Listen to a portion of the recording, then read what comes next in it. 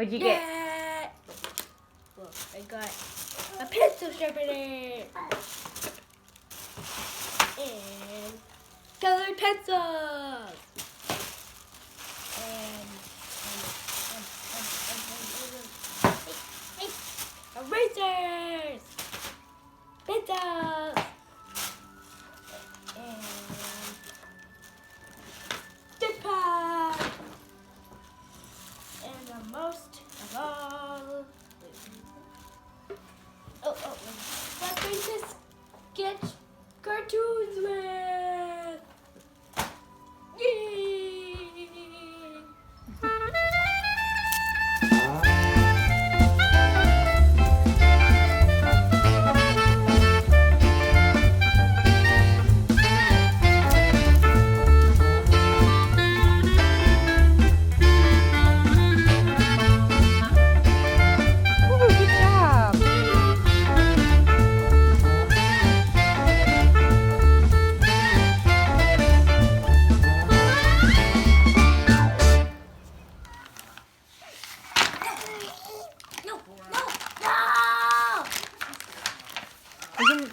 Are you gonna pet Sammy? Please don't. Oh. Pet Sammy.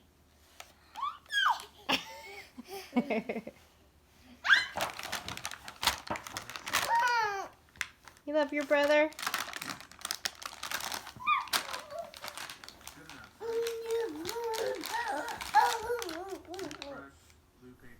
Good morning. It's Thursday at about 7:30.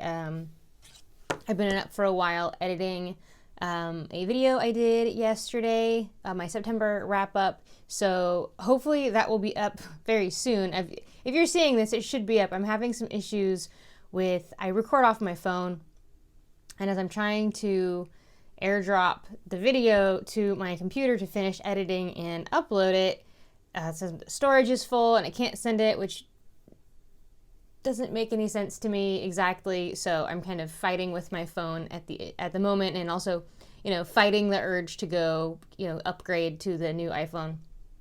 So anyway, hopefully I can get that up and done, and then I would like to spend some time working on some content for my health coaching business. I'm building this program, and then I'm hoping I can at least get like a half hour of reading in. I have my Kindle here. I want to get some Gloriana read today. Ideally, I would be able to finish that today. I would love if I could finish that today and then switch my focus to Wuthering Heights, which I am really, really enjoying. And with Gloriana, it's just like a roller coaster, but not necessarily, like the story, I guess, is a little bit of a roller coaster, but mostly I mean that my level of enjoyment of the book is a roller coaster. So, yeah, we'll see.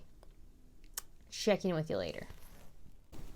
Hello, I think it's probably been a couple days since I have updated you about anything.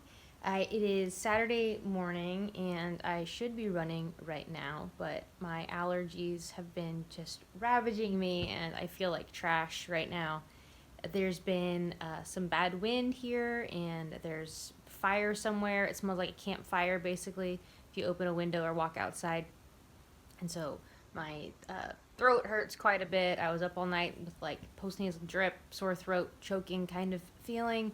I'm like stuffed up, just feeling quite uncomfortable, but I don't actually have a headache, so I think I should be able to read just fine today. I have just set up a new microphone. Normally I have a lapel microphone that is, attached with a cord and therefore tethers me to the phone, which I record off of, and this one is mounted on top of the phone. So I kind of wanted to do this mid-vlog to switch over to see if if you can tell a difference in the audio quality. Whether you can a lot, I like at least not having to be physically tethered to the microphone. So anyhow, I am yesterday I finished Gloriana, or the Revolution of 1900 by Lady Florence Dixie, and it was really good.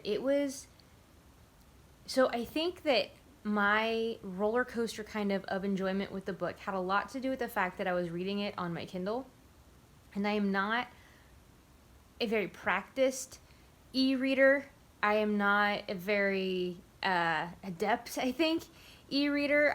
I like having the ability to, just easily flip back to a section of a book where I can clarify something, and I find that much more difficult with the Kindle. Maybe I just need to be more practiced at it. So I've tried to find a physical copy of Gloriana, and the only ones I found are like $50, and they're usually bind-ups of other works. I found one on Amazon. It's like $50 for this leather-bound bind-up of Gloriana and some other. I think it's in an anthology, so not just Lady Florence Dixie. In the Kindle edition that I had, there were all sorts of errors, and there'd be like these numbers out of the blue, and it didn't have to do with in the Kindle there's like locations and whatever the location actually means. It wasn't that. You'd just be reading, and all of a sudden there would be this number. And so at first I thought the numbers were like part of the text, but it didn't make sense. And then I figured out, okay, it's just this like the weird quirk thing that's happening. And so you'd be reading along, and every now and then a number might be part of the story. And so it wasn't one of these weird things, but most of the time it was one of these weird things. So it just kept like making me stumble. And there was one point toward the end where in the middle of a sentence it said like add missing apostrophe or add missing quotation mark. And I was like, what? And then it was like an editor's note that there had been a missing notation, and it landed in the actual text. So those just kind of physical issues, I think really hindered my overall enjoyment of the book. But the story was really great, and it was far more of like, there was adventure and like a murder mystery kind of thing, running away from the law. Like it was a really cool story, and I definitely recommend it. Even with the kind of formatting issues in the Kindle edition of it. But it was like, I've heard it described as like a dystopian in reverse or a utopian in reverse, and I guess it starts off really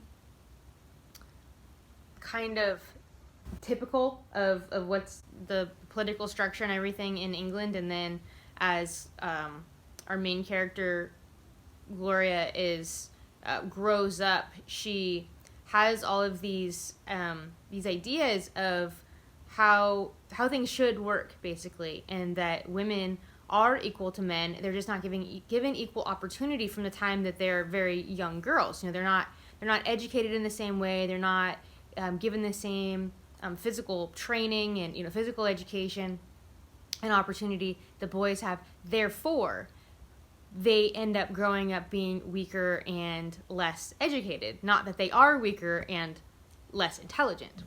And so I thought that was a great premise for the book. And she basically, as a young girl, ends up going to Eton, and she, just pulls off being recognized and completely living the life of a boy and then living the life of a man, where she advances her political career. So for basically most of the beginning of the novel, Gloria is actually Hector d'Estrange, who rises very high in politics and is making all of these advances for women in the public sphere.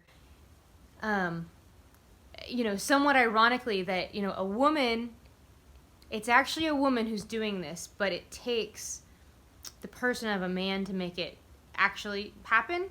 She is believed to be a man. I liked that take on it, and I liked, even though it was very unexpected, I liked where the story ended up. And then the ending, I had an idea of what might happen, and I thought it'd be like a really cool ending, and I thought I was going there, and then it didn't, but I actually preferred where it went. So there you have that. And then now I'm reading Wuthering Heights, and I am on page 85 right now. This is the Penguin clothbound classic edition of it, and I'm very much enjoying this, and so I'm hoping that my, head is going to participate and allow me to just lay around and read basically today. I'm listening to the audiobook of The Warden by Anthony Trollope. It's the first of the Barsetshire Chronicles. And I really want a physical copy of this book because there's some things I just kind of want to go back to.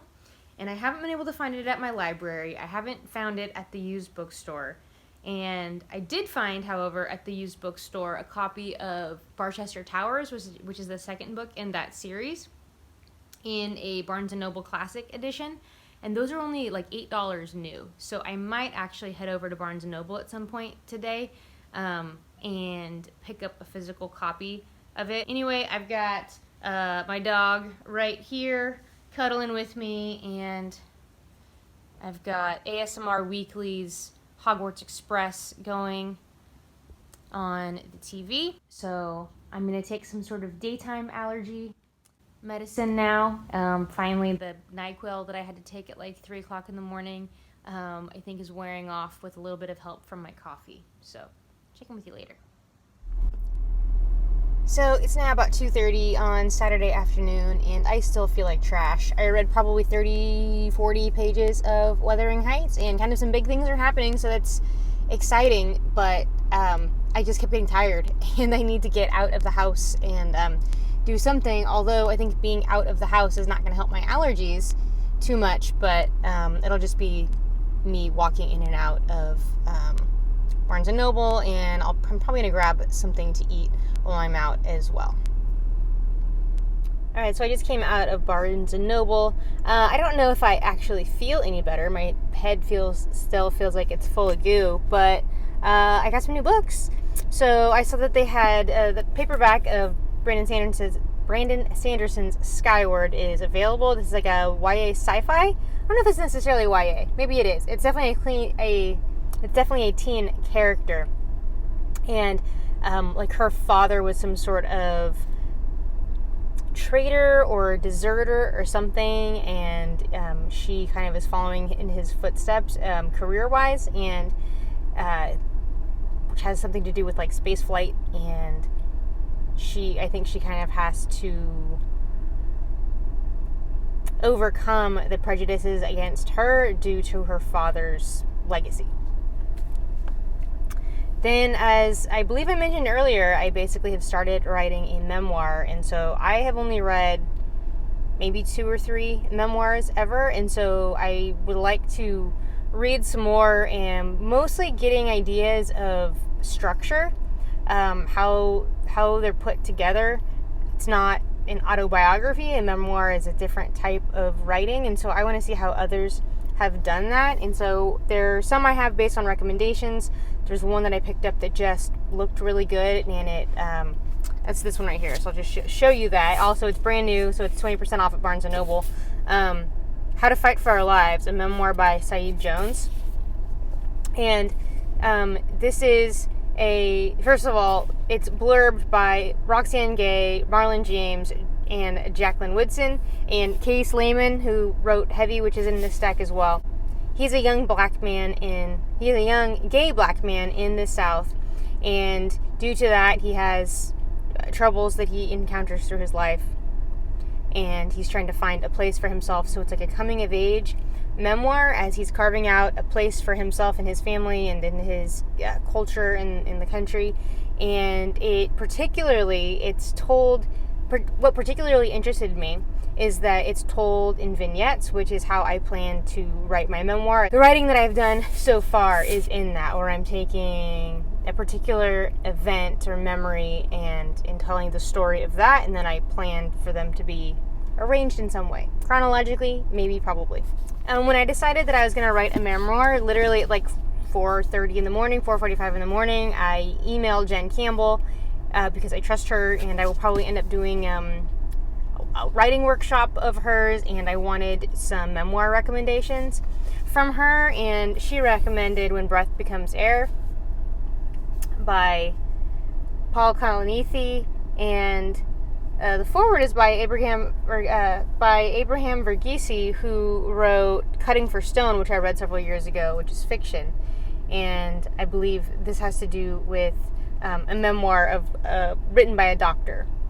And Jen recommended that, and I've heard many people enjoy this as well. Or I don't know if you're enjoying a book about someone who's writing about other people dying, but it's a good memoir. Then we have Jesmyn Ward, Men We Reaped. I really don't know a whole lot about this, but I really enjoy Jesmyn Ward, so I want to read her memoir. And then we have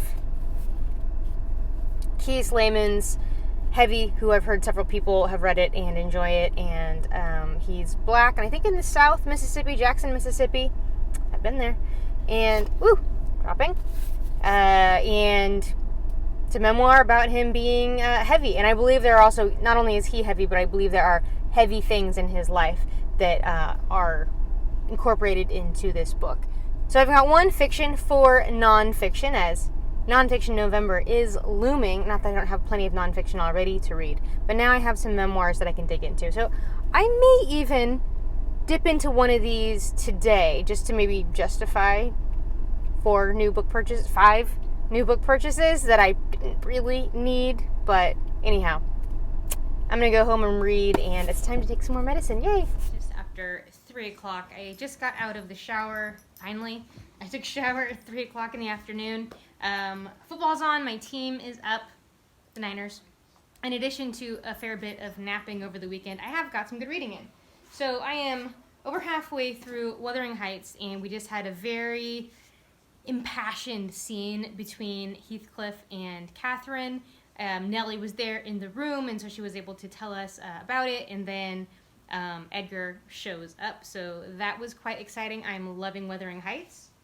While I was at the bookstore yesterday, I showed you I picked up this memoir, How We Fight for Our Lives by Syed Jones, and this is about a young gay black man growing up in the South, like Texas, and I think he lives in Texas, but he has family in Memphis, so it kind of goes between Texas and Memphis, and it's kind of a coming of age story about him, and it was well written, and the beginning, like 3/4 or so, I enjoyed as far as following his story, but the last third or quarter of it or so, really got me. And I love it when, whether it's fiction or nonfiction, when you have a character who, you might like the character, you might be enjoying the book, but you don't necessarily relate on a personal level to this character.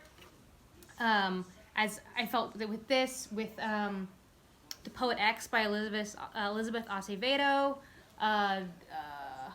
Rojas Contreras, The Fruit of the Drunken Tree.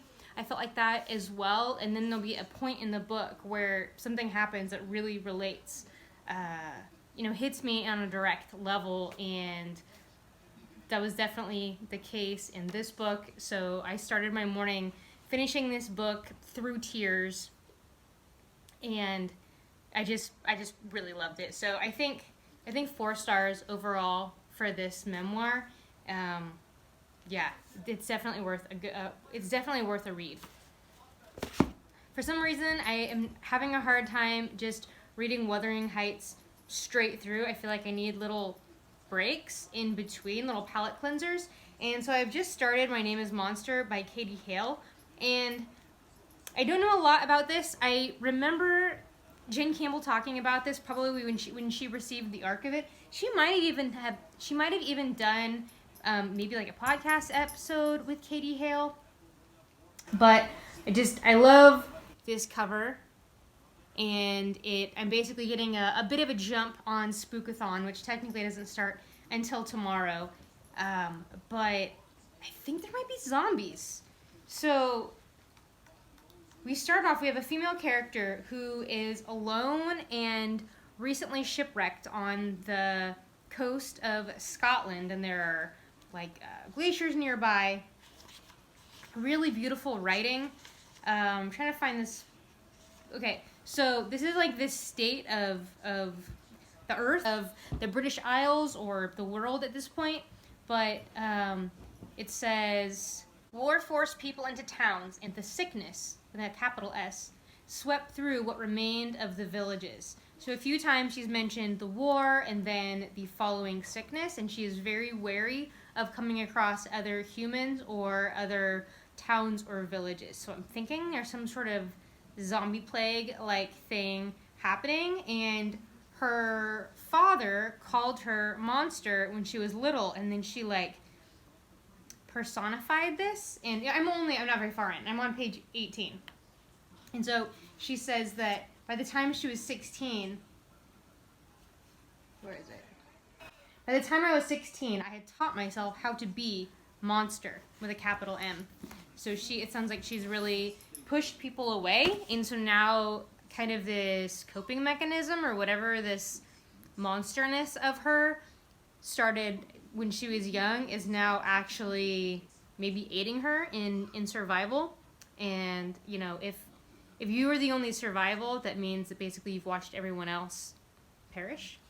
So anyhow, so I'm reading Wuthering Heights, and my name is Monster right now. If I feel like a little nonfiction, I have a business-related nonfiction book, but I don't want to get up and go get it right now, called The Four Keys. So I will check in with you later. Hello. Excuse the fabulous lighting. It is almost 1 a.m. on Sunday night, Monday morning, and I've been tossing and turning for the last, hour. So, I'm just out here on the couch now, and I'm going to turn on a reading light and read. And then I'll probably end up spending the rest of the night here on the couch. The kids are coming in the morning. I don't normally have them on Mondays, but my sister's working, I think, Monday instead of Friday this week. So, anyway, I need to get some sleep because the kids are going to be here in 5.5 hours. So, anyway, I think I'm going to read, My Name is Monster. Hey, it's officially Spookathon. I wish I could say I was just super dedicated to Spookathon, and that's why I am up at 1 in the morning, but no, just can't sleep.